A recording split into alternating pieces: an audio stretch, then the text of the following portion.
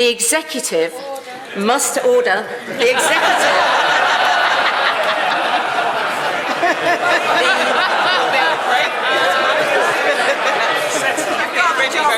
That wasn't a setup, I promise you. The executive must be allowed to carry out its mandate where it is given by the people. But MPs must also be allowed to scrutinise legislation and hold the government to account. The Speaker has a crucial role in getting that balance right. If there is a logjam, the Speaker should help Parliament to find a way through. Bring parties together to solve the problem. In all the posts I have held, I have been a conciliator. As Speaker, I would douse the flames, not pour petrol on them. A stabilising, unifying Speaker.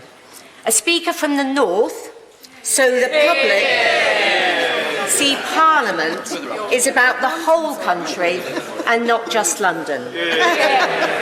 And the last woman from the North did a pretty good job.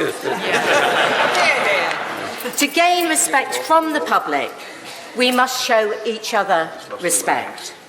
The next Speaker must lead by the example she sets, changing the tone and lowering the temperature when the House gets overheated.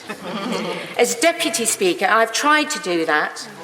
I hope members feel I've been impartial, not impatient. As Deputy Speaker, I have seen tempers rise if there's too much disruption of business. Urgent questions are an important innovation of our last Speaker. But I've seen members become frustrated, having worked hard on a speech, only to end up being squeezed by a 3-minute time limit.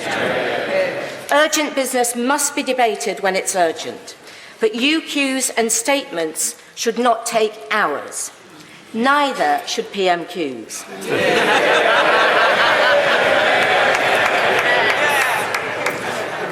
If a member doesn't get called, they should get priority next time. And newer members should not always have to wait till last to be called. All our constituencies have the same right to be heard. Mr. Clark, Parliament should be a workplace free from bullying and harassment. The Commission must be at the centre of changing the culture of Parliament.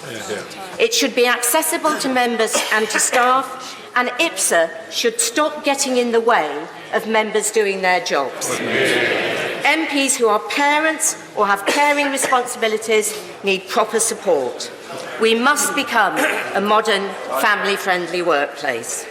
Mr. Clark, my dad was a head teacher in Doncaster, and I bump into people he taught all the time.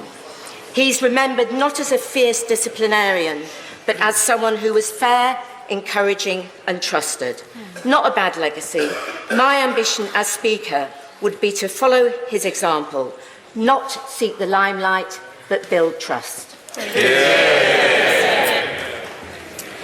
Thank you very much, Dame Rosie. Chris Bryant. Mr. Clark, politics can be cruel. A young lad came up to me in Tonopah